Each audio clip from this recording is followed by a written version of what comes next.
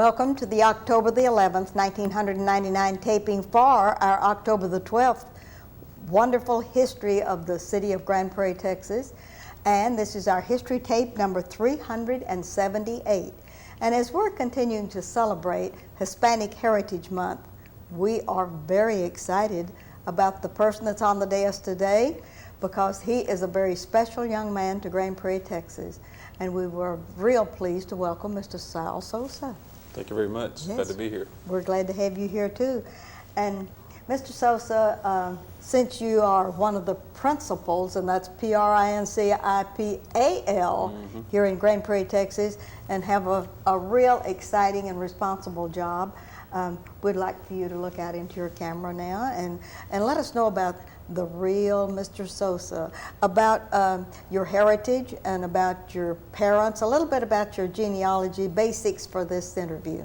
Okay, well, I grew up in a very small West Texas town called Munday, M-U-N-D-A-Y. All right. It's not to confuse with the day of the week, but Yes. It's a small West Texas town. It's about 3 hours from here, and my parents still live there. It's a small farming community, and I started school there in elementary, and we did migrate quite a bit to different jobs, agricultural jobs, and growing up, and got a chance to go to West Texas State University in Canyon after graduating from high school, and went on to school there. And I have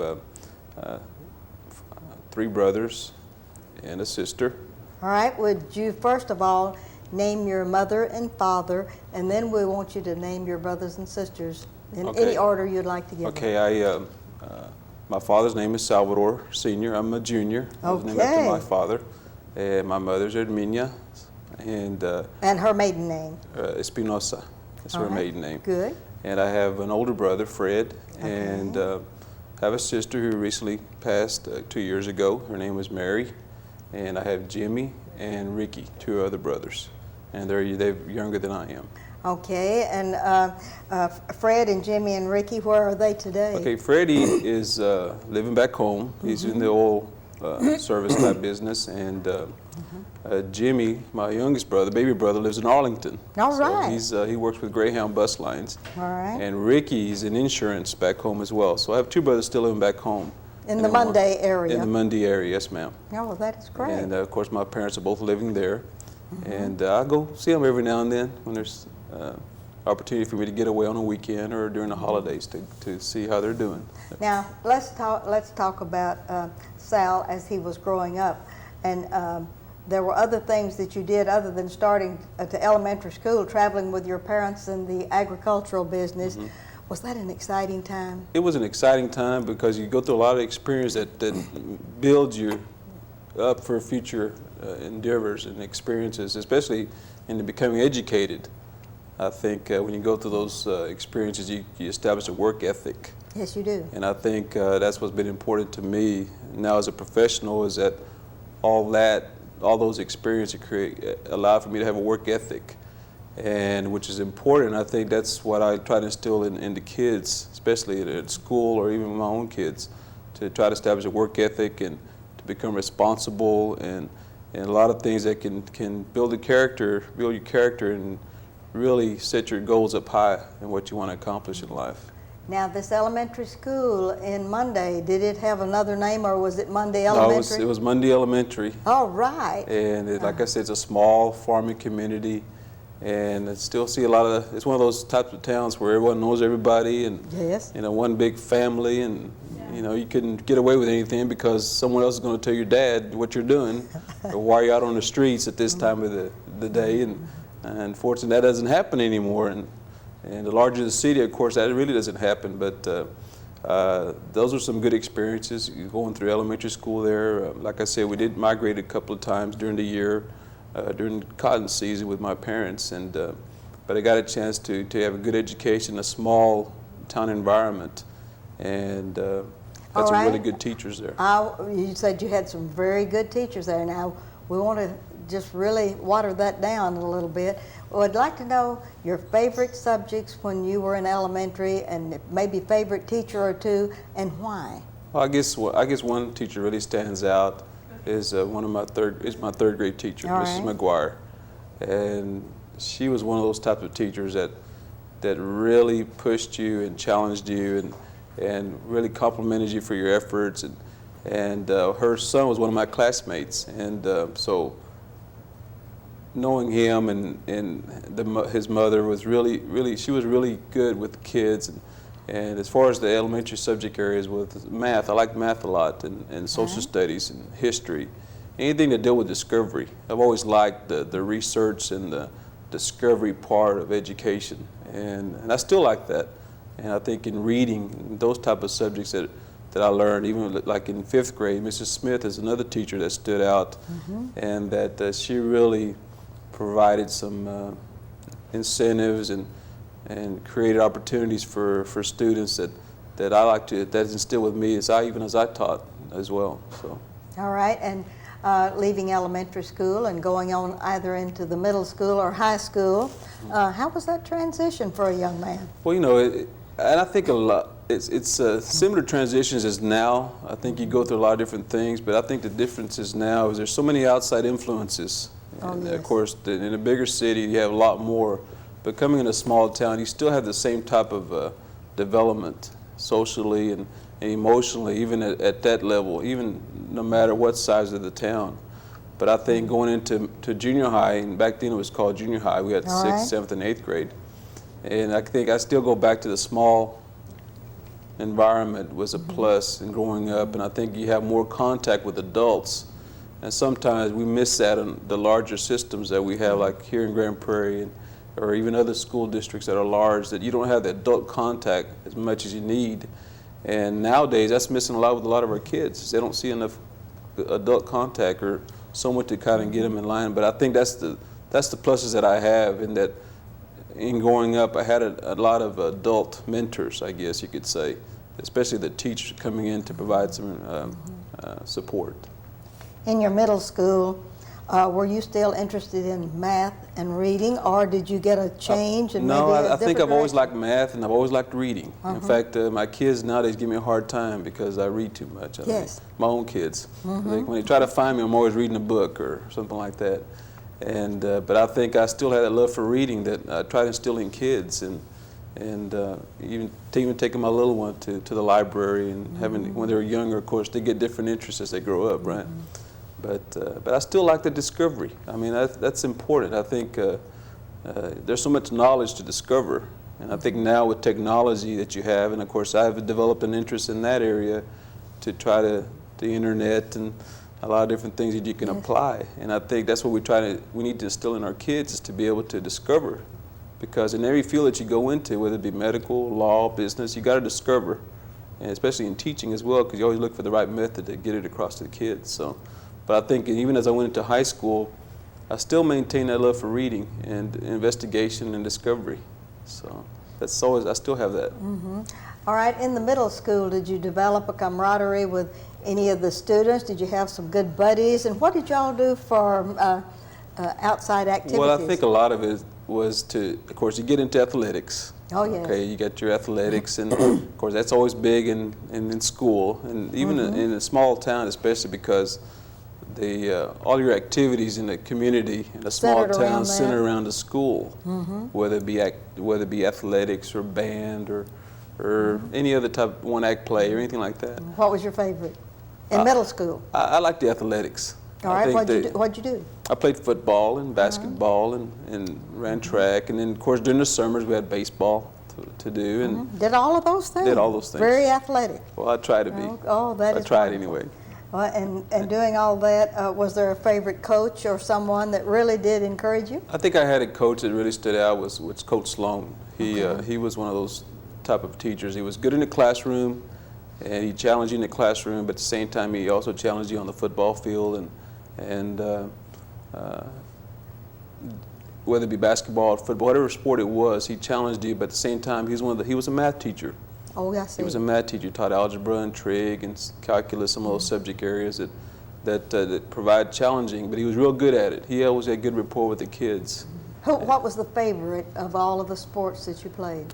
I would probably say football. Football okay. What position? And baseball. Well, I played linebacker a lot, and I was running back, and a little bit of every line, a little bit of everything. But in a small town, you kind of play all the positions, all the sports. And that's the thing about a small town, you get more opportunities.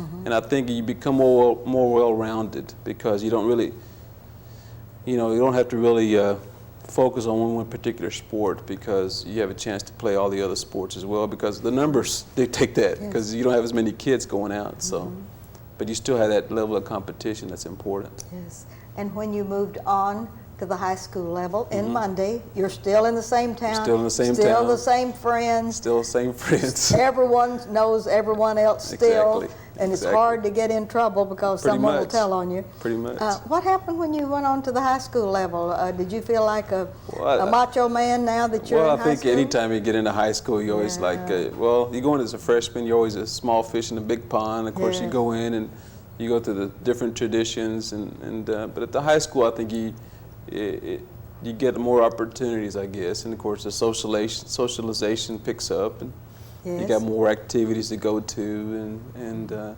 more things to do. And of course, it evolves around the school more so, even in high school, because you have the more activities, you have your different ball games and different. Were you still into sports? Yes, I was still in sports. And some academics? Well, in fact, to be honest, I did pretty good academics. I stressed a lot of academics, and I tried to create a balance there. And I think the coaches pretty kept you on line there to keep your grades up, to be able to participate. Of course, back then you didn't have no pass, no play, but they still emphasized academics, and like they do now. But it wasn't legislated or whatever you want to call it, but it was still instilled by the coaches to maintain that balance. Favorite teachers, favorite subjects in high school, up till graduation? I guess one of my favorite teachers was Mr. Throwanger. He was our business ed teacher, and he had one of those type of sense of humors and outstanding teacher. He really let you know what challenged you.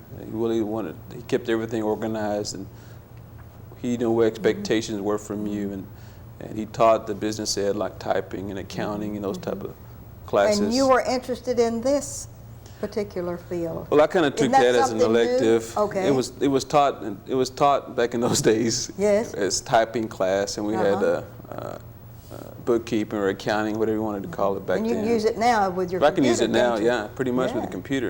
And then, of course, Coach Sloan was another teacher who was a math teacher who really stood out as far as academics and really providing support, or someone you could go to and talk to about times. Did you play all your athletics in high school, or did you leave it just to football? No, I played football and basketball in high school. All right. And baseball was only limited to summers. I see. We didn't have organized baseball teams in the high school. I see. And we only had it in league, summer league play. But I always played all the different sports. Anything into the music field or the cultural arts, or were you in the plays or a drama? Not really. I was more into athletics. I didn't really get into all the theater arts and the band and all that. Well, you either did one thing back then, athletics, or they didn't give you opportunities to do other things. And all this time that you were doing all of this, what kind of support did you get from your family? Well, it's my parents weren't the type. My dad is not the type that he's one of those that he speaks softly and carried a big stick. You know that phrase. You understood, didn't you? I understood where I stood with him. And my mom was kind of soft and didn't really. I never saw her get angry very much unless you really. When she got angry, it was really we were messing up really bad. But my dad was one of those, and he still is. He's one of those type of dads that he didn't say a whole lot, but when he did, you better listen. He expected it a lot. And we knew that we needed to toe the line and know where we stood with him. Okay. And if we did mess up, it wasn't too good for us. When you got ready to graduate from high school, then you were in a transition period. What happened to Mr. Sosa then? Well, back then, you don't really know because of finances. Yes. That was an issue back then. You bet. And it is still for a lot of kids. But that's the thing I will say. The thing about living here in America is you have the opportunity to get educated no matter what. And because I know my parents weren't the type that could fund my education. So through work and through grants and different scholarships or things that you can apply for, I was able to get educated. But it took a lot of hard work. I mean, they just don't give it to you. It didn't just happen, did it? No, it just didn't happen. It's one thing that whatever you put into it, you're going to get out of. But if you don't put anything into it, you don't get anything out of it. Let's tell our viewing audience some of the steps that you took, where you started to school and how long it took you, and your major that you developed, and where you are now. Well, I went to West Texas State University in Canyon, and of course, you go even from a small town to Canyon, Texas, when you're talking about a school of 8,000. Yes. That's a big step, because I saw my first McDonald's when I was a senior in high school after I graduated. Yes. So, I mean, you didn't have those experiences. I mean, when you grow in a small town and you don't get out that much, which my parents, we didn't go out as much as we would like, and didn't see my first McDonald's or Kentucky Fried Chicken or places like that till I went to college. All right. So, and going to West Texas State, who was the encouraging person or persons that helped you pick West Texas State instead of maybe a junior college? Well, at that time, my brother was there, Freddie. Right. Freddie had Right. transferred to West Texas State. He had gone to Cisco Junior College, and he had transferred to West Texas State.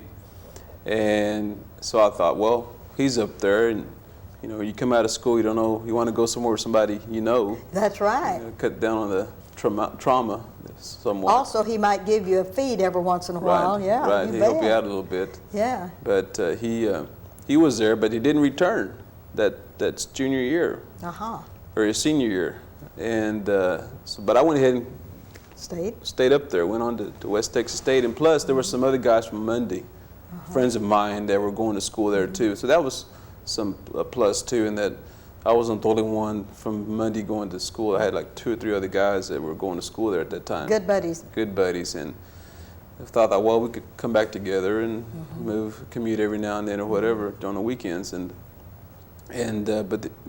but my parents also, wanted us to be educated, wanted us to go into college, but like I mentioned, they're not the type that could fund it or say a whole lot, but they know they're supporting you and want you to do your very best. What'd you do to earn your money to stay in West Texas State? Well, first thing I did was I'd worked in a grocery store when I was a senior in high school. Excellent. Very good. So I learned how to do all the grocery work. So first thing I did when I went up there was to go to a grocery store, look for a job. You bet. And so I did that and did that for about a year and tried to pay for my schooling. And then I worked in the summers in agriculture, did some summer jobs during the summer to try to pay off my schooling for the fall, and through grants. And luckily, I was blessed enough that when I finished school, that didn't owe the school any money. That is wonderful. Didn't owe a single dime with my degree. Now that is a testimony. And when you got to West Texas State, what did you have your sights set on as a career or your main subject of study? I long wanted to teach, but I didn't know what area. I see. I wanted to be a teacher because I had some experience working with some kids in Little League and with my senior year in high school. And I started working with kids a lot, working with kids, and that was an experience that I had that I really enjoyed doing. So I wanted to go and coach physical education, but I ended up getting my degree in bilingual in Spanish, bilingual ESL education in Spanish. All right, and you graduated what year from West Texas State? In fact, I graduated, I went to school there in fall of '74 and got my degree in fall of '77. In 3 years? So I took some CLEP exams. I took some examinations to try to finish up quicker, and I went one summer, so I was able to get that done, get started. All right, okay. And were you still a single young man when you were doing all of these things? Yes, I was a single young man. You were a determined young man to go through all of this in 3 years and in summer school. You wanted to get out.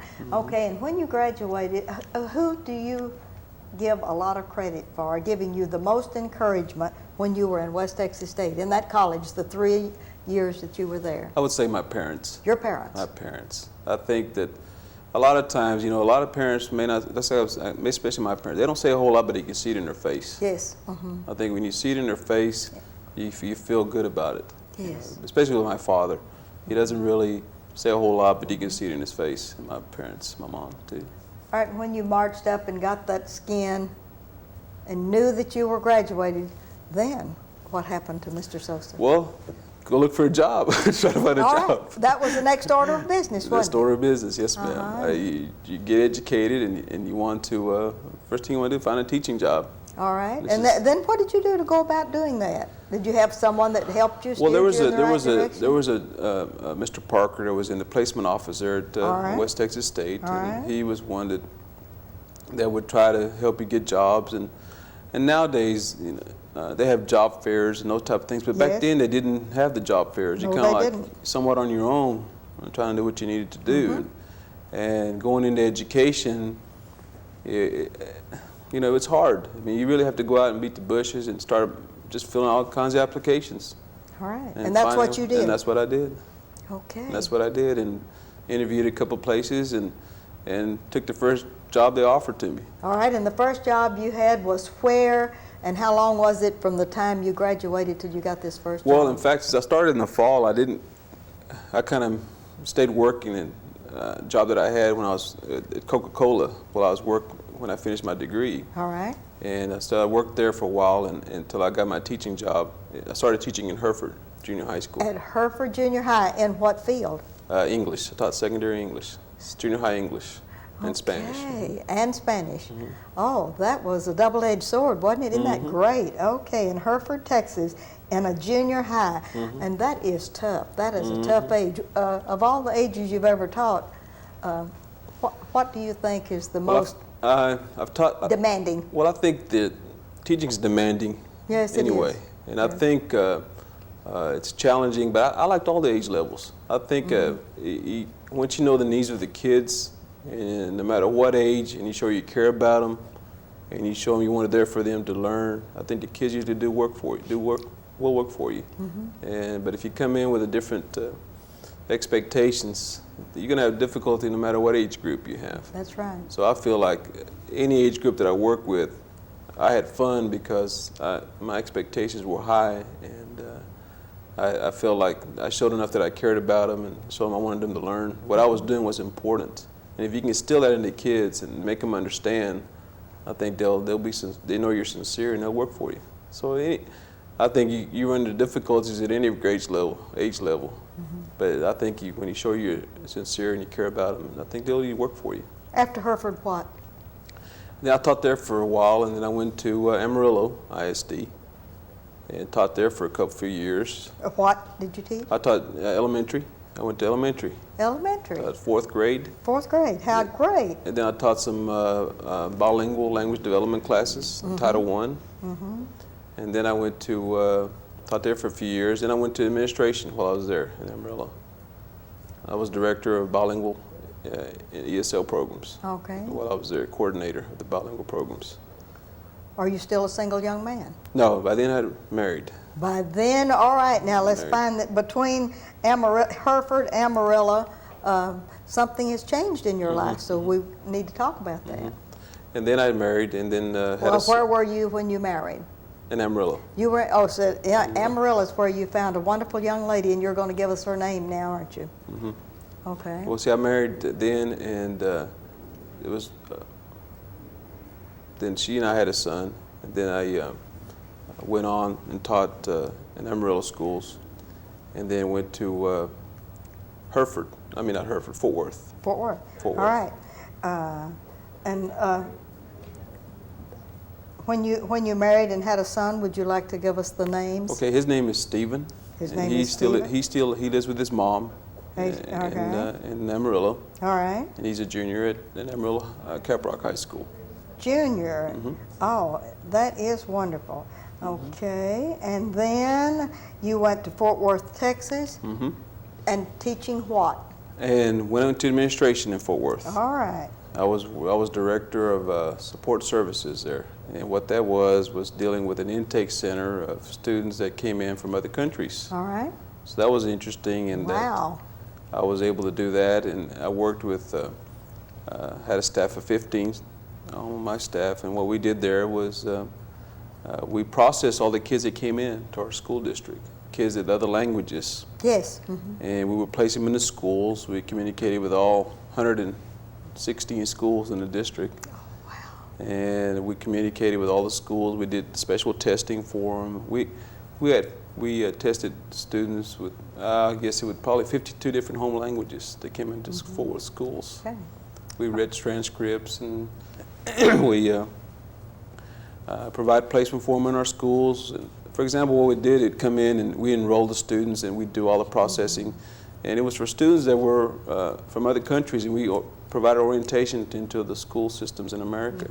What brought you to Grand Prairie, Texas? Well, then in Grand Prairie was one of those school districts when I was considering moving to the Metroplex from Amarillo, was that I applied over in Grand Prairie, and I still kept in contact with them. And then at that time, a principalship came open at Lamar Elementary School. Oh, at Lamar, okay. At Lamar, and so they offered Lamar. And what year did you come to Grand Prairie at Lamar, approx? I think it was fall of '91. Fall of '91. I've been here ever All since. Right. And in the meantime, have you married your current wife, Yes, and, ma'am. and have your stepchildren? And Yes, ma'am. let's hold up our picture and talk about this is what we have them. here. Okay. We have, this is my wife, Liz. Now wait just a minute. Okay. Let's see if we're gonna clue in on this, and you just hang in there very nicely and keep the glare out of it. Okay. Okay. Oh, isn't that good? And now let's get our names. Okay, this is my wife, Liz, here. That's Miss Liz. And this is Marissa. Marissa. And this is Stephen. And Stephen. And this is Micah. And Micah. This is our little first grader, Alyssa.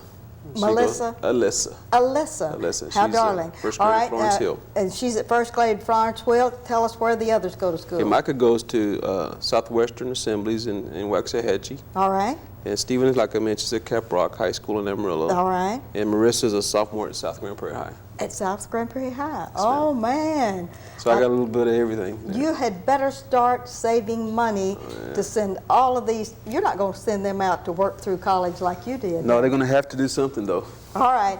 We have 1 minute only left on this interview. You've got to tell them that you're at Jackson Middle School, that you left Lamar as a principal. I went to Bonham after Then that. you went to Bonham after that, and now I'm at Jackson Middle School.